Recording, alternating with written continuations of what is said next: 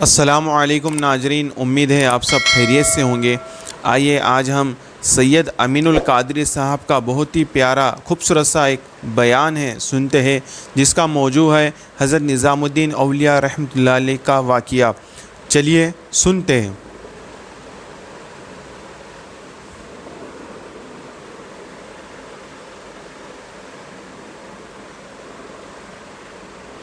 Subscribe کیجیے ہمارے channel نور رضا کو اور بیل آئیکن کو پریس کیجیے، جس سے آپ کو ہماری نیو ویڈیو کی نوٹیفیکیشن ملتی رہے۔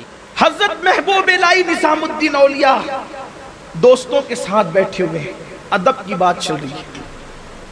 اچانک ایک کتا گزرا، کتا، اگرچہ اہل خیرت کے سر کے اوپر سے جانے کی بات ہے، اور میں تو یہی کہتا ہوں کہ جب اہل عشق کی بات ہو تو اہل خیرت کو محفل سے چلے جانا چاہیے، اس لیے کہ یہ باتیں تو ان کے لیے ہے بھی نہیں، اور نہ وہ تو یوں کہیں گے کہ یہ کہاں کی بات ہوئی۔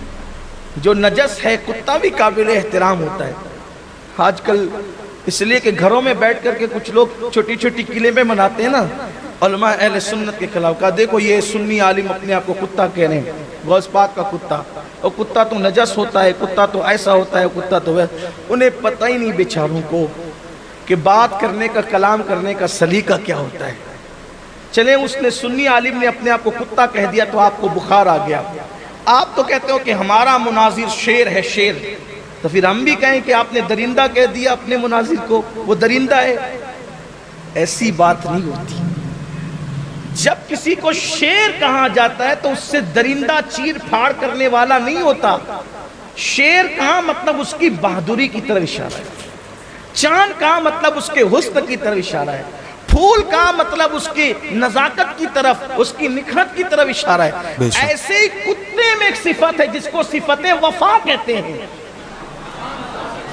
تو جب بھی کوئی اپنے آپ کو کسی کا کتا کہتا ہے تو اس سے مراد نجس اور گندگی نہیں بتائی جاتی، بلکہ اس سے مراد صفت وفا بتائی جاتی ہے کہ ہم آپ کی اس طریقے کی وفادار ہیں۔ جیسے شیر کہہ کے بہادری، ورنہ لوگ دیکھو اشرف المخلوقات ہیں، پھر اس کے بعد اپنے آپ کو جو کتا کہہ دیا، تو اشرف المخلوقات ہے تو کیا شیر بھی اشرف المخلوقات ہے؟ وہ بھی تو اشرف المخلوقات میں شامل نہیں ہے نا۔ اشرف المخلوقات کو اگر کتا کہنا اس کی توہین ہے تو شیر کہنا بھی تو توہین ہے، پھر چاند کہنا بھی توہین ہے، چاند کون سا اشرف المخلوقات ہے؟ پھر پھول کہنا بھی توہین ہے، پھول کون سا اشرف المخلوقات ہے؟ لیکن یہ ساری بات نہیں ہوتی، اس لیے کہ جن لوگوں کا تعلق فصیح عرب سے نہیں ہوتا پھر ان کو فصاحت کا شعور بھی نہیں آتا۔ بیچارے گھر میں بیٹھ کر کے رٹی رٹائی گفتگو کرتے، یہ بات کرنے کا لہجہ ہوتا ہے۔ آپ دیکھیں عرب کی شاعری میں بھی کبھی تلوار کا ذکر ہے، کبھی چاند کا ذکر ہے، کبھی پھولوں کا ذکر ہے، تو یہ بات ہوتی ہے۔ تو حضرت محبوب الہی دوستوں کے ساتھ بیٹھے ہوئے ہیں اور کتا گزرا، اٹھ کر کھڑے ہو گئے، ادب کے ساتھ اٹھ کر کھڑے ہوئے، اور کھڑے ہوئے کتا چلا گیا، پھر بیٹھ گئے۔ لوگوں نے پوچھا کہ آپ اٹھ کر کھڑے ہوئے، کون؟ بادشاہ جس کو ملنے کی تمنا کرے، ملنا چاہتا ہوں، اور فرماتے ہیں کہ آنے کی ضرورت نہیں، میں تو آپ کے پیٹ پیچھے ہی دعا کرتا ہوں۔ بادشاہ معتقد تھا آپ کا، کیونکہ آپ کے دور میں 7 بادشاہ گزرے۔ اللہ نے اتنی لمبی عمر عطا فرمائی، 20 سال کی عمر میں دلی آئے، اور 90 کے بعد وصال ہوا، یعنی 90 سال کے بعد 70 سال دلی میں گزرے آپ کے۔ ان دنوں میں 7 بادشاہ گزرے، کچھ نیک بھی تھے، کچھ معتقد بھی تھے، کچھ مخالف بھی تھے، سب کو جھیلا۔ تو معتقد تھا بادشاہ، اور کہا کہ ایک بار ملنے آنا چاہتا ہوں۔ فرمایا کہ تیرے لیے ایسی دعا کرتا ہوں پیٹھ پیچھے، اور سامنے کی جانے والی دعا سے پیٹھ پیچھے کی جانے والی دعا زیادہ قبول ہوتی ہے۔ سبحان اللہ۔ اس لیے تیرے لیے تو میں دعا کرتا ہی ہوں، تو وہی رہے۔ اس نے کہا نہیں، ایک بار تو آنا ہی ہے، ملنا ہی ہے آپ سے۔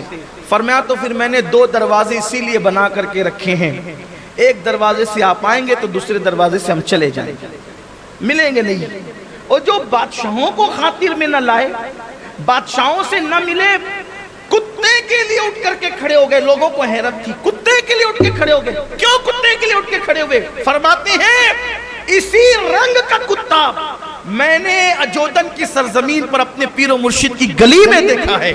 سبحان اللہ۔ یعنی وہ اجودن کا کتا نہیں تھا، پیر کی گلی کا کتا نہیں تھا، پیر کی گلی سے کتے کو نسبت کتے کے رنگ سے اس دلی کے کتے کو نسبت ہو گئی، صرف رنگ کا کتا ہے۔ پیر کی گلی میں جو کتا رہتا ہے اسی رنگ کا کتا محبوب الہی نے دیکھ لیا تو پیر کی گلی کے کتے کے رنگ سے اس کا رنگ ملتا تھا، اس لیے تعظیم کے لیے اٹھ کر کے کھڑے ہو گئے۔ سبحان اللہ۔ قربان جائیں جو پیر کے گلی کے کتے کا اتنا ادب کرتے ہوں وہ پیر کی گلی کا کتنا ادب کرتے ہوں گے، اور پھر اپنے پیر کا کتنا ادب کرتے ہوں گے، اور جب پیر کا اتنا ادب ہے تو پھر رسول اللہ کا ادب کتنا ہوگا، حضور کا احترام کتنا ہوگا، یہ بتانا مقصود ہے۔